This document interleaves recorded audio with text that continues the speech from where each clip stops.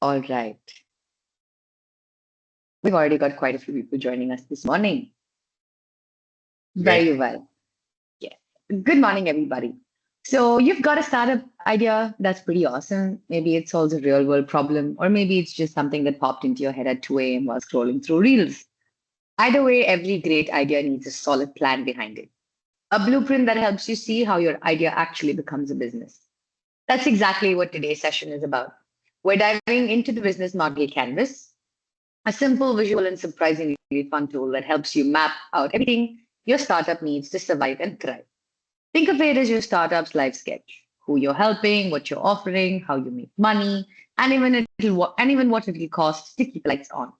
By the end of this workshop, you'll not only understand the key building blocks of your business idea, but also see how each piece connects to create real value for your users and for you. So grab your pens, post-its, or tablets. It's time to think like founders, debate like investors, and maybe even laugh at a few billion-dollar ideas along the way. I would like to introduce our speaker for today. Nitesh is product and business leader with over 20 years of experience. He's headed the product design and analytics at Porter in crucial growth space, and earlier has led product groups at Amazon, Flipkart, APC, and Subex. He has scaled world-class global teams, platforms, and products that manage billions of records and drive multi-billion-dollar revenue streams. Nitesh is known for his storytelling in converting complex knowledge into actionable tips and one-liner mantras fondly called as Niteshisms, like innovation is making 3 plus 3 equal to 8. He's personally invested in over a dozen startups and advised multiple startups with strong 80% next round funding status. He has a bias for investing or mentoring women in co founded startups and those driving a positive impact on society while growing the business. He comes with diverse experience across e commerce, fintech, marketplaces, ad tech, and B2B solutions. He loves conducting product, growth, marketing, investment workshops, and is associated with multiple pre seed startup accelerators like NSRCL, IIMP, Rebalance, and FAAD Angel Network. Currently, he is the founder and CEO of Arthapurna Udyog Private Limited. Let's give a warm welcome to Nitesh. Welcome, Nitesh. Thank you so much for joining us today. Thank you. Thank you. I think thanks for inviting me and thanks everyone for joining this session.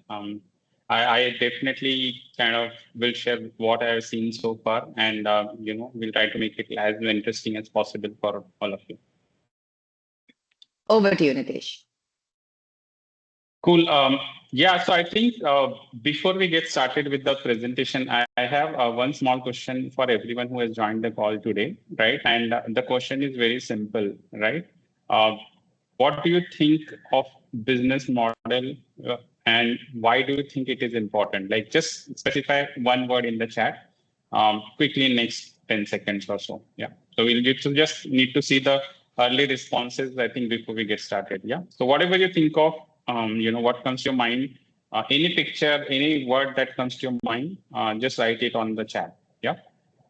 So let's get started.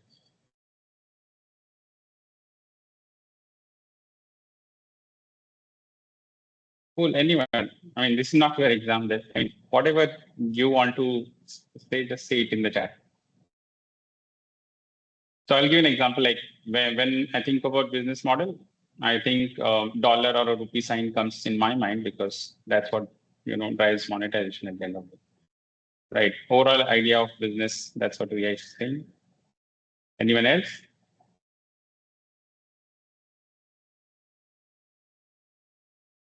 Right.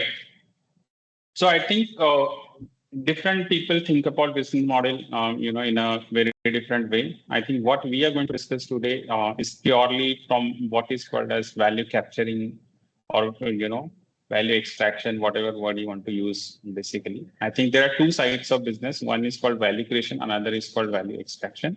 I think you had already had few sessions on the value creation and thinking about your startup and, various other aspects of business as part of this set of sessions.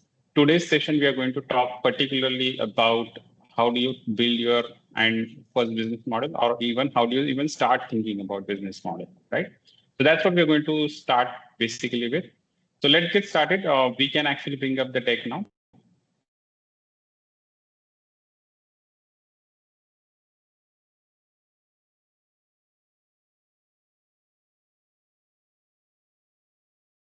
Can we have the presentation? Thank you.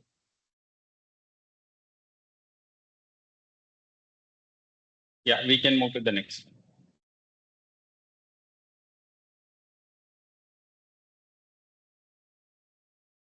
So we are going to start with a simple story. So this is a story from a school. There are two kids who set up lemonade or nimbu pani, whatever you want to consider, uh, stalls in their school as part of an event that they were having in the school, right?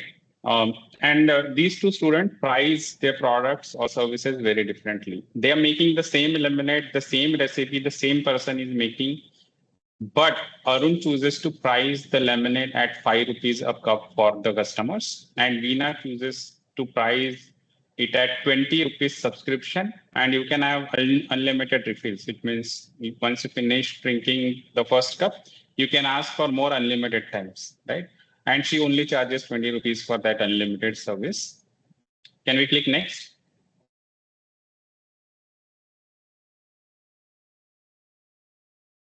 So Arun collected 150 rupees, Veena collected 1400 rupees, right? Same product, same everything, right? But there are hugely different outcomes that both have landed with, right? Arun has made a profit of around 150 rupees from this, and Veena has collected a profit of 1400 rupees. That's basically 9.33 times, basically, she has made the profit. And you know what is the difference between these two people? The business model. And that's what today's session is about. Because ultimately, it can have 9 times bigger impact on your business in terms of what your business can actually be, right? And this 10 times is nothing. Often this can be 1,000 times. So you will have 100 times or 1,000 times more chance of your business surviving and thriving if you get your business model right. And the opposite is also unfortunately true. If you get it wrong, although you might have built a great product or a service, you might actually not be able to sustain the business, right? And eventually it might collapse in the worst case, right? So that is how critical, business model aspect of your business or a startup idea is. And I would say that spend a lot more time in thinking about this. As a first time entrepreneur, particularly, a lot of us really try to think about,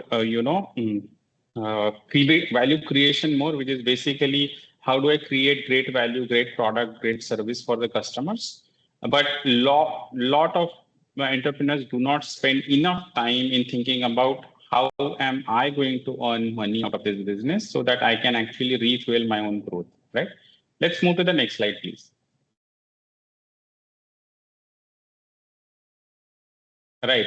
So what does business model constitute, right? Like, and we talked about, we'll start talking about basics here, basically to start thinking about the business model. If we want to build a business model, there are only three things that we should be thinking about. The first one is how do I provide the value to the customer? The second is how do I deliver this value to the customer? And last but not the least, and the most important of these legs is basically how do you make money? How do you capture the value, right? And often the last one is the one where many startups, fail. So I'll give you one of the biggest example. All of us in this call probably use something called as WhatsApp, right? And it was launched around 2008, and today we are at 2025, 17 years basically, right? And the biggest, it is such a great product. Like we use, probably some people use 4 hours in a day also, some people use 1 hour a day, and at least 20 times in a day for most people, right? And especially in India and Brazil, which are top two markets for WhatsApp. It has retention like 95% of the people. People often say that people either die and stop using WhatsApp, or they just leave and go to jungle, then only they stop using WhatsApp, right? Which basically means you have superb retention as a product, right? Unfortunately, there is no business model that works for WhatsApp. Originally, they thought of creating a subscription, but in India kind of market, it did not work. Now you would see that Facebook is trying to bring in, or Meta is trying to bring in something called as ads into display. But that is how difficult capturing value can be. Such a great product, such a great business, but unfortunately, capturing value, it still struggles after 17 years of being in the business and billions of users using it, right? So that is why I would want you to kind of pay very serious attention to this leg of particularly capturing the value. Let's move to the next slide.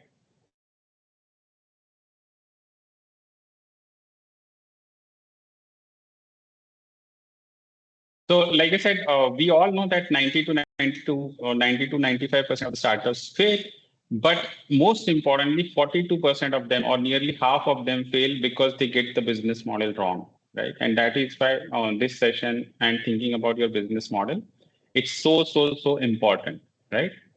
And one change, like we saw in the example also, one change can bring 10x more revenue or 10x more profit in your business. So consider this as a very important part of your business. Your business model is your competitive advantage. It is your advantage to survive and thrive in the, as a startup, basically, right? Let's move to the next slide. I think you all might have heard of something called as product market fit or market product fit that is mentioned in this diagram. But we often do not talk about the other three fits basically. And I think that's basically, again, it's so critical to think about.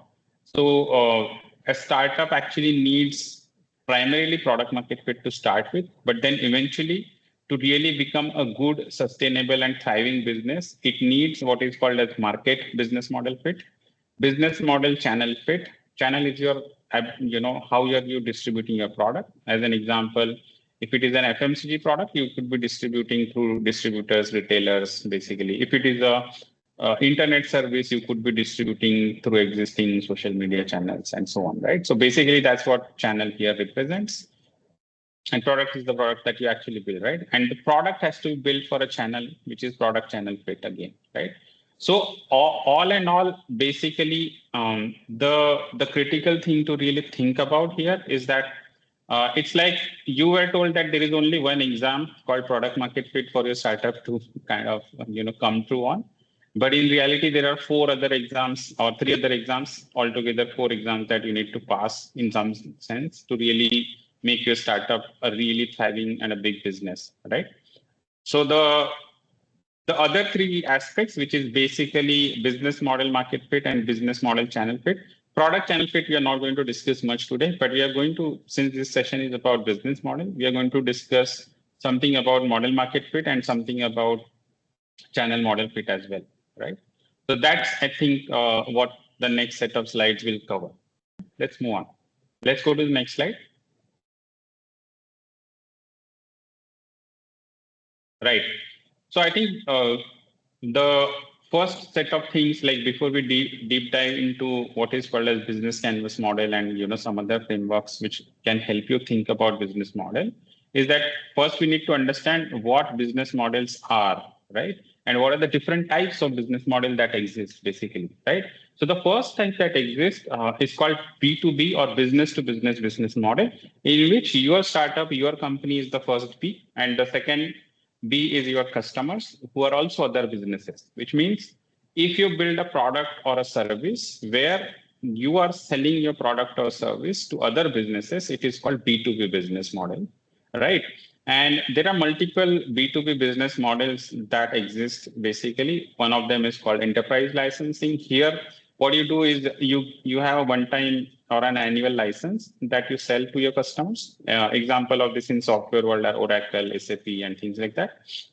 Here, I think a big highlight of this is usually the contract value is very large, and that is why they are only the other companies don't want to have this expense on a recurring basis. So that's why they're going for one-time solution or a one-time investment of sorts.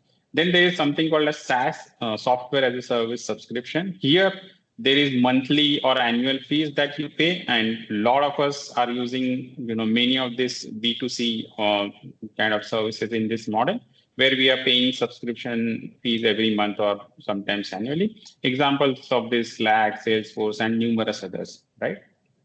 So predictable revenue, that is, I think, the most important thing that basically SaaS subscriptions have. The downside of this is it takes a while before you actually get the sizable revenue out of this kind of business model, because every customer is paying you a small amount until the usage basically grows in that particular business, right? The last two are usage based, which basically means you pay per API call, per usage. It's very, very simple, right? So many traditional tools like AWS, ILO, all of them basically have usage based pricing, what is called usage based pricing. And it was similar to, in old days, we had this, whenever you called someone, you were paying per minute price, right? Like, which is again usage based pricing, right? Example of that. So something similar exists in a B2B model. Then there's obviously freemium, where you can start with, free version of the product. And eventually, if you want the advanced feature, then you will have to pay a premium subscription. And examples of this are Zoom, GitHub, and so on. The biggest advantage of premium business model is that it's far easier to start acquiring the customers. Basically, the free product becomes your marketing strategy, and a lot of users you are able to acquire because free product is also creating some value. So you are able to acquire a lot of users. It becomes your lead generation kind of model. And eventually, you are able to convert some of these free users into paying users, which is premium users for advanced features. And that is how it works basically. So again, based on what your business idea is, you can and particularly for if it is a B2B business idea, then you should probably think about this kind of business model. So let's move to the B2C business model. Let's go to the next slide, please.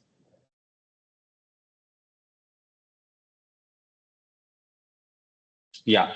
So B2C business model also are very similar, but there are a couple of other models that also work in B2C specifically. So we'll talk about that. So the first one is very easy, direct sales. So basically sell your product directly. Apple, Nike, so many, thousands of companies you would have heard basically, which have this, direct sales model. And in this one, basically the biggest advantage that you have is you can control the customer experience. In some sense, you can also control the prices of your product. And basically, those are, I think, the biggest advantage. Particularly, bigger brands try to use this direct sales type of model. Second one is subscription. The daily newspaper we have at home, or the television subscriptions, Netflix subscriptions, Spotify subscription, all of them are basically example of subscription, B2C business models. Here, the recurring payment is taken from you every month. Typically, month is the frequency. It can be different also. It can be quarter, year also. But typically, it is 1 month. And the biggest advantage here is that you can have very predictable revenue. The biggest challenge you face in the subscription business is you are unable to raise your prices very quickly. Suppose the subscription of Spotify today is $10. Spotify will struggle to make it $11 or $12 from next year, right? And that is the biggest drawback or challenge basically in subscription, right? So that's, I think, how you need to think about the subscription, business model. The third basically is called marketplace. Basically, what happens is as a marketplace business, you are trying to facilitate transaction between another business and consumers. And eventually you take some percentage of transaction as your commission, basically. So example of this, Airbnb, Etsy, Amazon, Flipkart, Swiggy, all of these basically marketplaces, as we call them, they have basically this percentage of transaction fee, urban company for that matter, right? Many of these marketplaces, they are very large startups who use this marketplace kind of model. The biggest advantage for us as a startup here is that in the marketplace model, your revenue directly scales as you scale the number of transactions happening in your marketplace. The number two advantage is that there's something called as network effects here. Basically, it means that the more number of buyers and sellers come on our platform, our ability to charge higher percentage of transaction actually keeps going up, right? So the bigger and bigger marketplace we become, our ability to monetize actually keeps going up as we scale. So we might be charging 1% when we started the marketplace, but when we become very big marketplace, we can even charge 10% eventually, or 15% for that matter, right? So that is a very big advantage of marketplace. As you scale, you can also scale your revenues or percentage of transaction fee that you're taking. Last but not the least, many of us, as when we are thinking about startup, think that we will be able to use this business model But there is a very big caveat that I'll be talking about here, which you need to be aware of, right? So advertising is basically you make your product or service free to the users, and basically you charge the businesses who want to advertise on your product or service, and you make money from those advertisements, right? An example of that is Instagram, YouTube, TikTok, and so many other, particularly media companies tend to use this advertising. Even magazines and so many other companies use this basically, right? But the biggest bottleneck that most startups don't think about in this business model is that scale is very critical. This business model does not even kick in, which means it does not even start unless you have minimum 10 crore people in your audience, or in at least 1 crore, let's say, to start with, right? 1 crore basically is 10 million, right? So which basically means that if you don't have even 10 million users, you can't even start the first A of advertising, right? Business model. And that is why if your startup idea is about eventually having advertising as a monetization basically, then you have to first find a way to accumulate at least 10 million active users, and then you can probably start creating the advertising as a business model. Yeah, let's move to the next one. By the way, if you have any questions that come to your mind, as we are going through this presentation, feel free to put them in chat. We can either take it up then and there, or we can take them towards the end as well. Yeah. So there is third, approach, which is called as B2BC model. For example, we all have seen what is called as Intel Inside as an advertising or a marketing campaign. If you actually see, Intel basically makes chips, right? VLSI chips, and these chips go into laptops and so many other, electronic gadgets eventually, right? This is a B2B business, right? At the end of the day. But then why is Intel marketing to us as an end consumer who probably may or may not even have understanding of what does an i5 processor do and what does an i7 processor do and which one is actually better? For that matter, like a lot of end consumers might not even know the difference between two, right? The bigger thing here is that they have chosen this B2BC approach because ultimately they want their business partners to win. And if their business partners win, then they as a company always win, right? So basically, if they're sending these chips to Dell and, Lenovo and so many other companies who are manufacturing the laptops, then obviously if those businesses are growing, Intel will also be growing continuously, right? So typically, this is a B2BC approach, which is followed by some of the companies. The Indian example of this can be Razorpay. Basically, it gives payment gateway solutions to many startups and other e-commerce companies. And eventually, shoppers are using the Razorpay interface, but through the existing portals, right? So Razorpay is giving this library which can be integrated in your e-commerce stores, and eventually transactions are being facilitated by Razorpay. But the business model, the way it works is B2BC, which basically means that consumer pays to the business and the business eventually pays to you back, right? And that is why it is called B2BC model. So I think this is also a great business model. But again, the biggest thing here to think about from a startup perspective is that uh, you need to have a very strong story that you can actually communicate to the end user to make that differentiation happen. Otherwise, the B2BC approach is going to fail, right? You need to basically simplify a lot of things for the end consumer to really understand that why their business partner should have for example, an e-commerce site, why it should have Razorpay. That advantage comes only when consumers are able to relate to Razorpay story, right? So that's, I think, the most critical aspect, I would say, to think about B2BC approach. Yeah, let's move to the next one.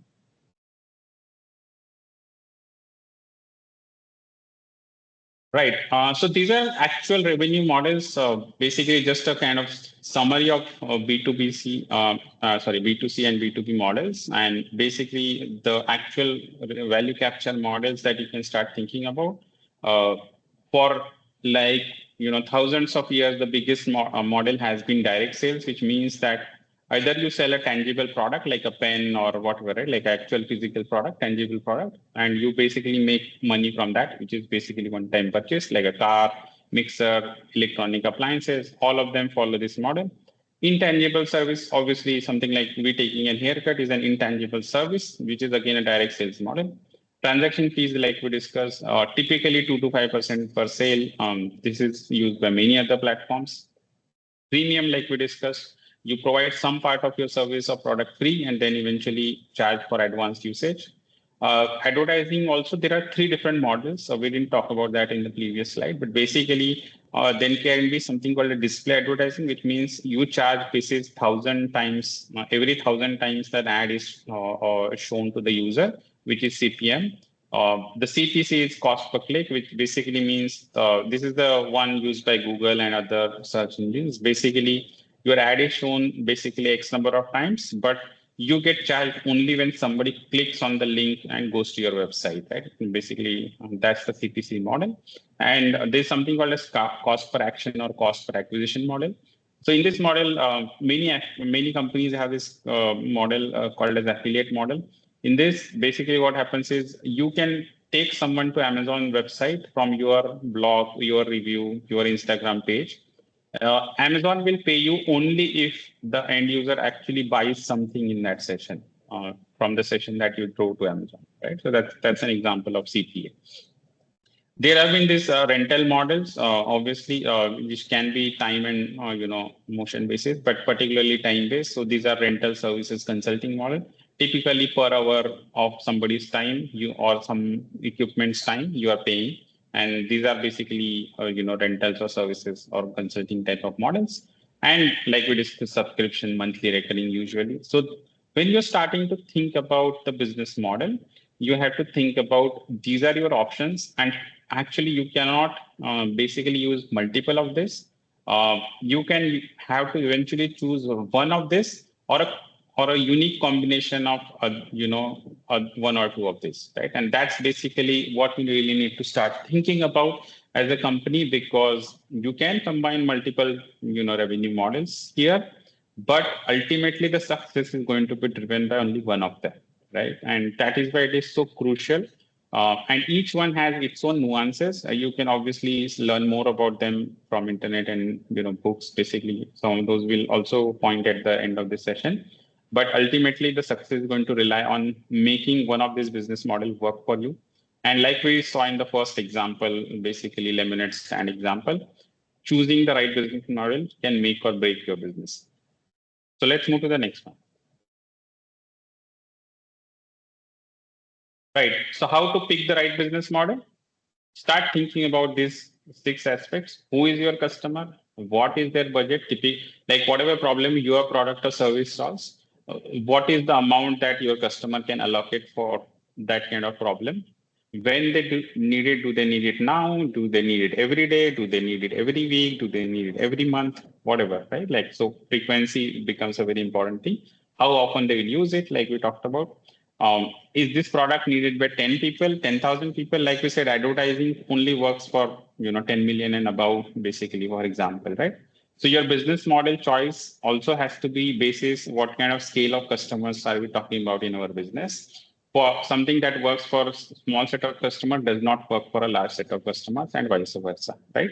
And the speed basically means how fast we can convert your product or service into a cash actual revenue, right? Which basically means how quickly can we turn around basically the revenue, right? So this is what the six aspects of the business model is. And one point I forgot about the speed is also the speed of your cost and the speed of your revenue ideally should be similar-ish, right? So for example, suppose I am running a SaaS business where my customers are paying me on a monthly basis. Ideally, my cost also have to be paid on a monthly basis, because otherwise what will happen is I'm going to have something called as a working capital problem, right? Because I will have to fund the expenses cost from my money, my pocket basically, which is called working capital, uh, till my customers pay me at the end of the month, right? And that becomes and that actually brings down the attractiveness of the business often. So ideally, the speed or the velocity of your cost and the frequency of your monetization or revenue model, it should be similar. Then you have a great business model. Yeah, I think there's some question about recording of the session. I think probably Sharanya will answer that towards the end. It is being recorded, so we Yeah, will have it yeah, shared. Yeah. yeah, cool. Yeah. Right. So I think from my perspective, from what I have seen from hundreds of startups that have pitched to me, some of them like Sharanya mentioned, I invested, some of them I mentored. But I think five mistakes that I can basically tell you guys to kind of avoid when you're thinking about business model and thinking about how you're going to monetize your business is do not copy your competitors blindly, right? We saw in the lemonade stand, one person is pricing 5 rupees per cup. You just don't say, okay, I will price it 4.5 or 6 rupees, right? Like that's not, you can have an option which can be better and which is what Veena in the example did, right? So what works for them may not work for you because your idea is slightly different than your competitor, supposed to be different, right?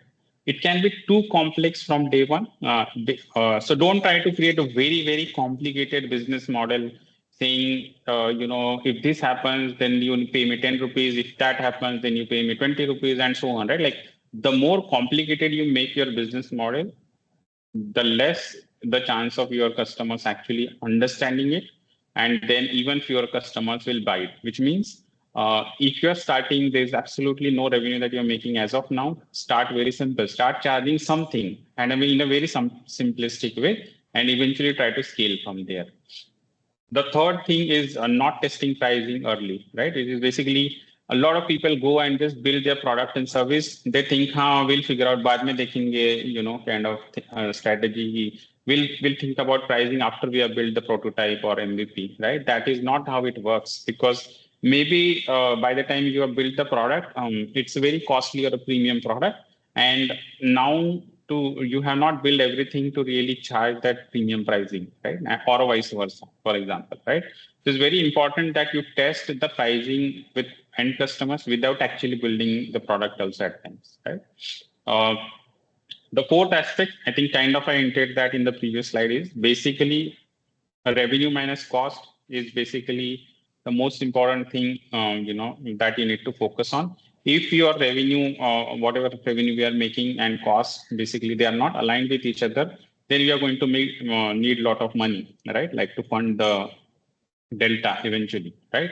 And this delta will come in the form of investments for you initially, but at some point it has to reverse, right? And if that's not happening, you definitely need to then have a path at some point at what scale revenue will become more than cost, and so that eventually investors can make money. So if you don't have that story, then it will be very difficult to get investments for your startups, right? Ignoring customer acquisition costs. So one important thing that I want all of you to understand is we are also customers and we also use certain products and services. And remember that every product or service that we are using today, for example, I am using this Galaxy, Samsung Galaxy Book today, right? So this was marketed to me in some way, right? Like there was some advertising done, there was some marketing done for this product to reach me, and the message to reach me why this product is better than others and so on, right? And that cost obviously is part of the overall business model or the price of the laptop that I eventually made purchase of, right? And the same thing will happen for your business also. So what we say is LTV stands for long lifetime value of the customer, which means in their lifetime, not in the lifetime of the customer, but in the lifetime of their interactions with you. Suppose the customer stays with you for 1 year. In that 1 year, how much money they are going to spend on our business, and obviously the customer acquisition cost has to be less than that LTV value. And there are some other tricks and formulas that we'll be sharing towards the end of this session.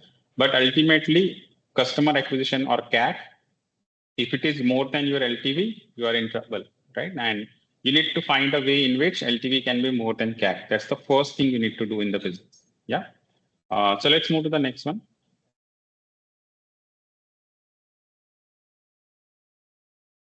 Right.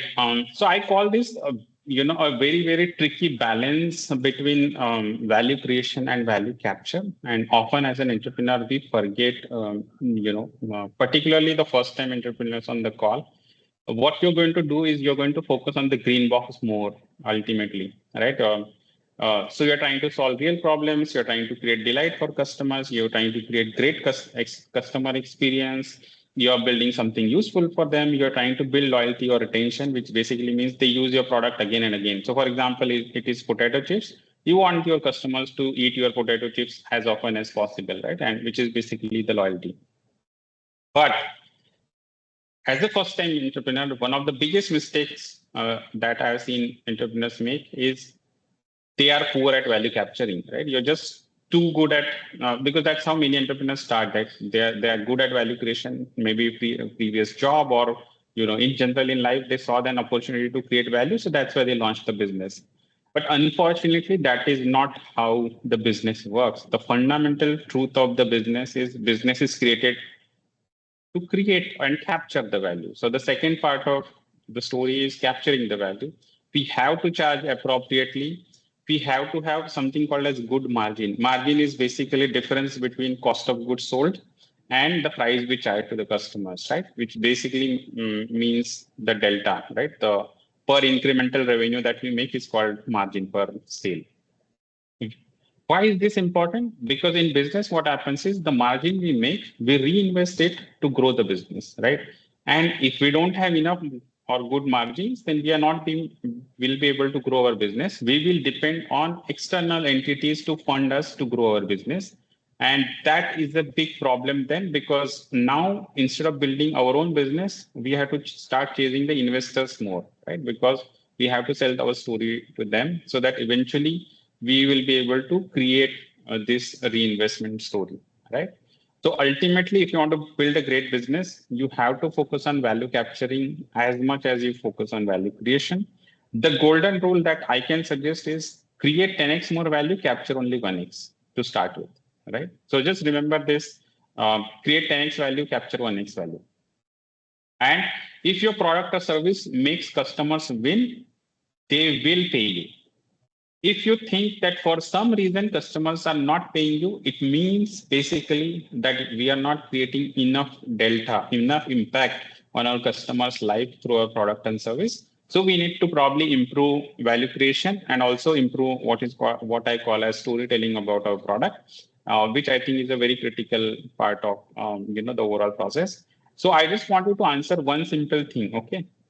When we make any purchase decision as an end customers, like we also have buy products and services, right? As an end customer, what do you think? So there are three options I will give you, just like KBC. The first option is habit, the second option is emotion, and the third option is logic, right? It's basically logical information about the product. What do you think? Just type in the chat box. What do you think when you are making a purchase? What is the number one aspect out of these three you use? You're buying toothpaste, you're buying soap, you're buying magazine, you're buying laptop, you're buying camera, cell phone, camera, whatever, right? Any product that we buy, notebook, is it out of habit? Is it out of emotion? Is it out of logical information? Yeah, please type it on the chat.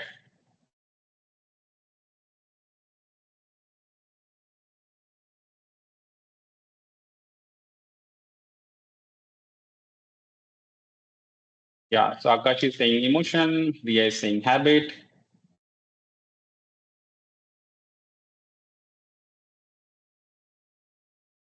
Okay, anyone else? Mix of all based on the product. Okay. Right. So I think, yeah, emotion, one more. Yeah, Mohammed is also saying emotion. So I think, unfortunately, it is not mix of all, basically, right? And all of us think that we all make all the decisions very rationally, which means very, very based on logic and information, right? That, okay, this product has this information, this product has this information. I'll go with the one which logically sounds better, rationally sounds better. It does not happen. The number one factor in buying anything is habit. If you are using Colgate, you use Colgate all the time.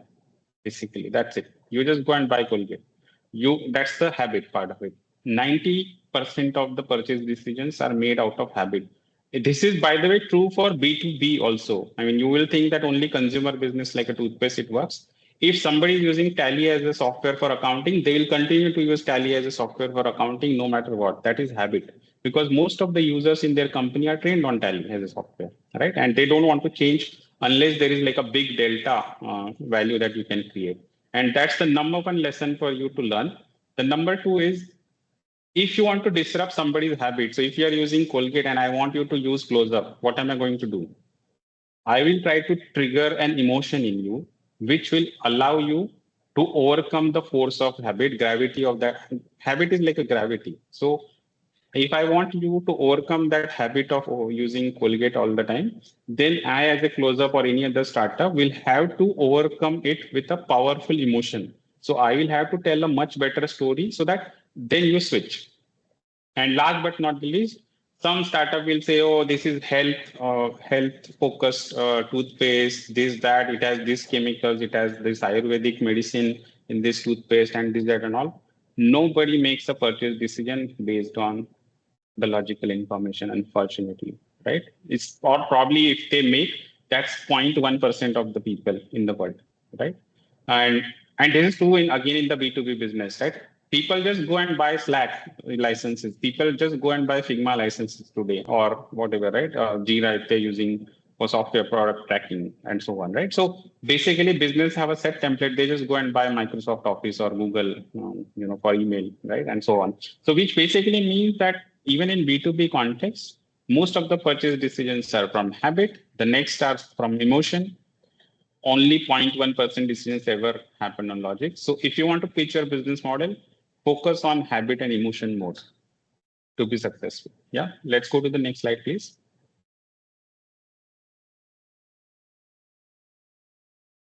Yeah, so this is the framework, which Sharanya also was talking about, which is basically called business model canvas. We are going to share a template with you, which Excel template where you can actually enter detailed information about this. So basically, it has two parts: cost structure part, which is the left-hand side part of it, the revenue streams, or the revenue part of it, which is the green, half of it, the right-hand side part of it in the slide.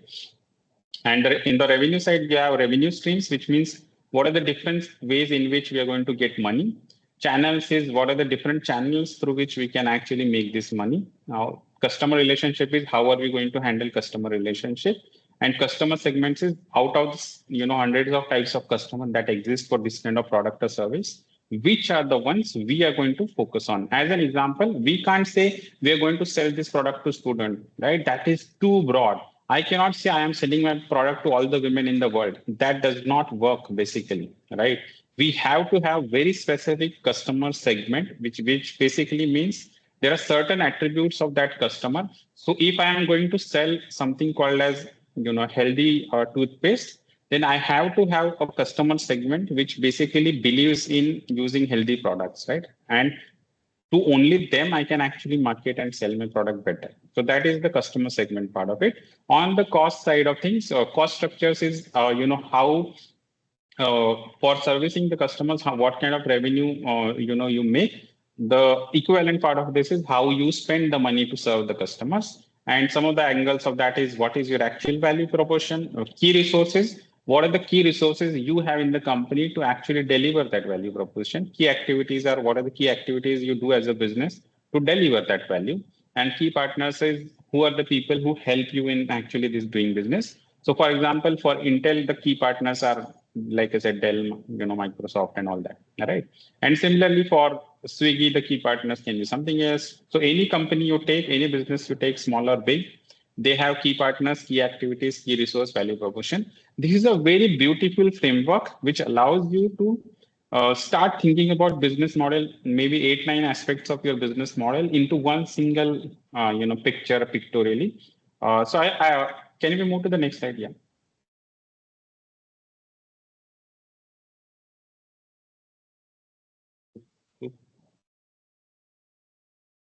Yeah, next slide, please.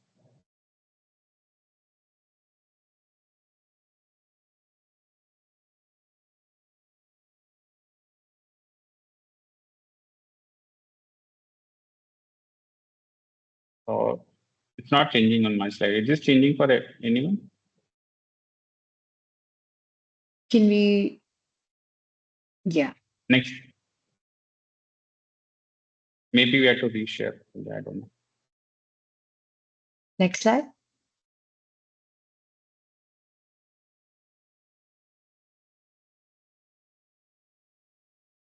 Start it again. Yeah, that's fine. Yeah, move to the.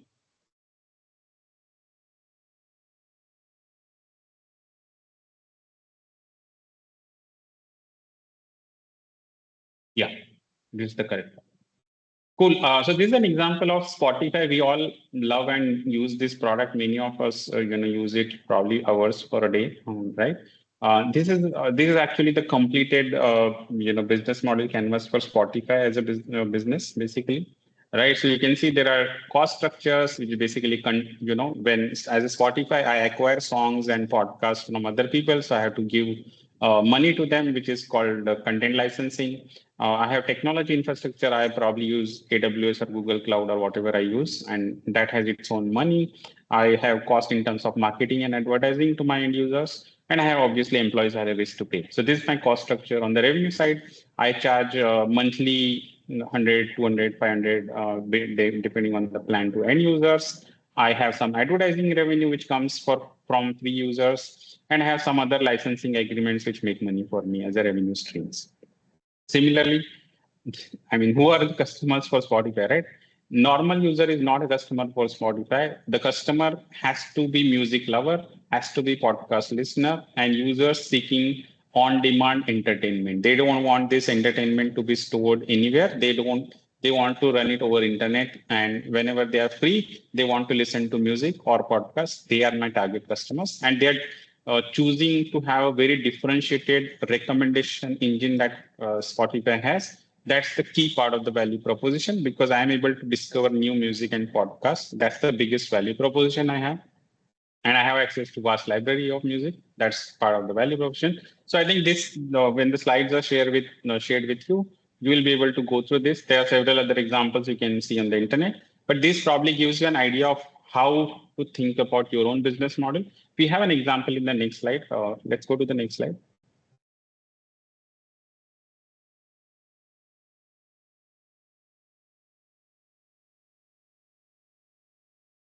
Yeah. So this is a simpler example. I have cut some of the blocks from the main business model canvas, and I have only completed the critical ones that I see particularly, as my experience with business model canvas as a framework. So this is a new brand called Fast Postic. I am launching this, let's say, or I'm starting to think about launching this basically. So its value proposition is I'm going to give you healthy food in 30 minutes. I'm going to have so the points highlighted in red are very important for you to think about. This is what is different about Fast Postic as compared to Swiggy, Zomato, or anyone else in the business in the similar business today, right? My customer segments. Look at the customer segment. I'm going to focus on age 40 to 60 particularly, right?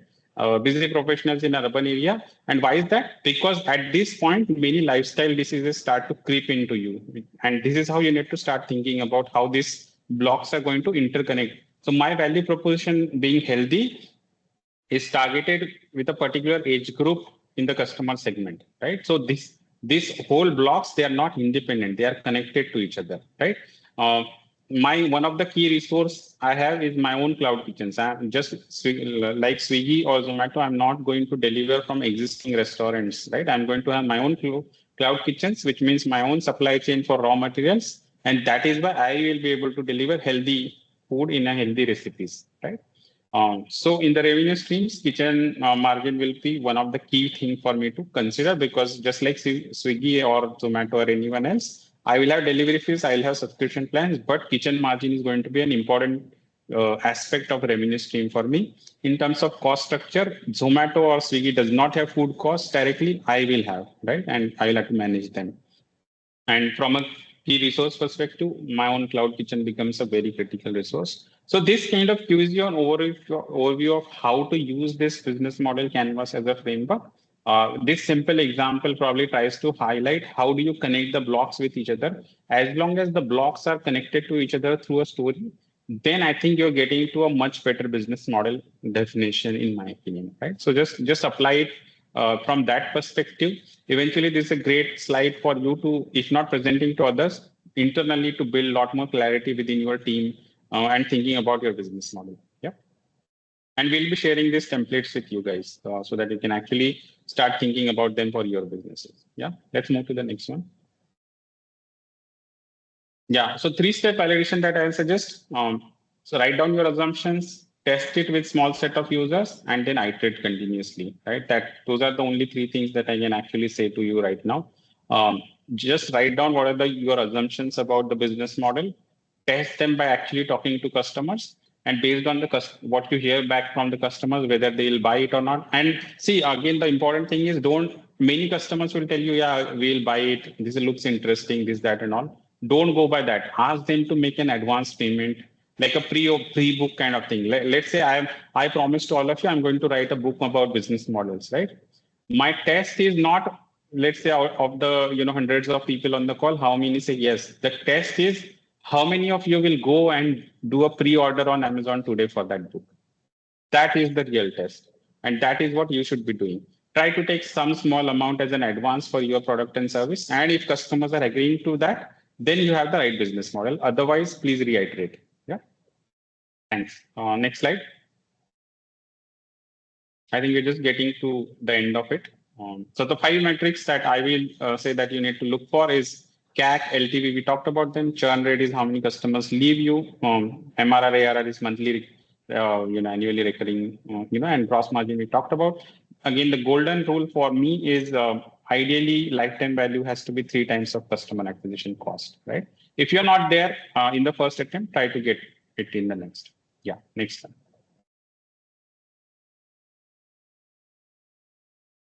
one. We can move on. Next slide.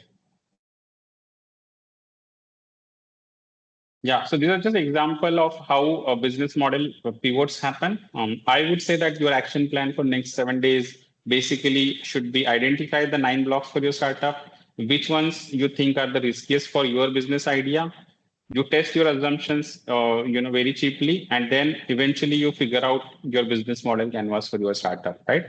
Ideally speaking, next 1 to 2 weeks, you should be able to do this. And this will be a very, very good exercise for your business idea, business model that you're thinking about, right? This will actually give you a lot more confidence in moving ahead with your startup idea if you're able to build the business canvas for your business idea. Yeah. Let's go to the next one. Yeah, click next. So value creation, value extraction, remember, are two legs of the business. One leg business cannot run. If you focus only on value creation, then obviously, langda goda nahi bhag payega. You have to do the value capture as well, right? So just remember this analogy of business having two legs. If you focus only on value capture, that also has seen, by the way, and then you lose focus on value creation. So you might have small bursts and then eventually you'll collapse, right? So either ways, don't overdo both of them. You have to have both value creation, value capture work in line with each other for us to be walking and then eventually running on the on the business. Yeah. Next one. Yeah. So I think this is an example again of two scenarios. If I take 100 lakh at 12% and I make only 8% out of it, I lose 4 lakh per year, right? And the opposite of this is I take money at 20% and I generate 30%, then I'm creating value of 10 lakh per year, right? So when you are pitching to investors, think in terms of what is called as return on equity. And this example actually, you can take screenshot if you want, but basically this is an example of how do you think about return on equity, right? So before pitching to investors, you should be thinking about what kind of returns you can promise to the investors for investing money in your startup idea. And that confidence will only come if you have the business model set for it. Yeah. We can go to the last part of it.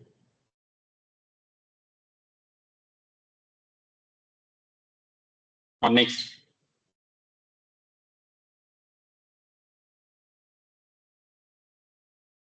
Not this one.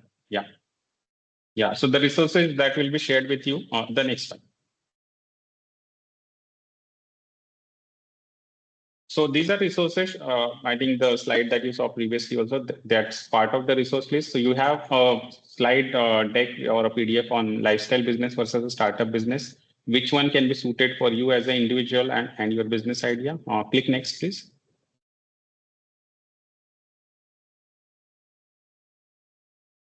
Yeah, so there are other Excel templates, around 6 of them that are shared with you. And then there's another PDF document that is also going to be shared with you. I think Sharanya has already posted that on the, Google Drive link on the chat. So you can Yes, actually I open have. that. Yeah, yeah, right, cool. And these are some other books and resources, communities that you can leverage. Cool. So that's all from my side, guys. Last but not the least, remember the lemonade stand, example that I gave you at the start. There can be 9x difference between what your business can eventually make just by changing small aspect of your business, which is called business model. So same effort, different thinking, build something amazing. Thank you. Thank you so much, Nitesh. I think that was a very, very informative session. I think everybody has gotten a lot of inputs from you today. I've also shared the link on the drive. Maybe if I can get a quick thumbs up if you were able to access the link and if you're able to see the collaterals and references that are available for you on that link. In addition to that, I've also copy pasted the books, the free tools, and the other communities that Nitesh was kind enough to share with us. Thank you so much. And we will keep in touch. And to everybody that's joined us today, you can connect with Mr. Nitesh on LinkedIn. If you have any questions, I'm sure he's open to always helping. And we look forward to hosting you at our next session. Thank you, everybody, for joining today. And thank you, Nitesh, for your time. Thank you for inviting me, and thanks everyone for joining. And this hopefully helps you think about your business model and make a great business. Thank you. Have a great day, everybody. Thank you. Thanks. Bye.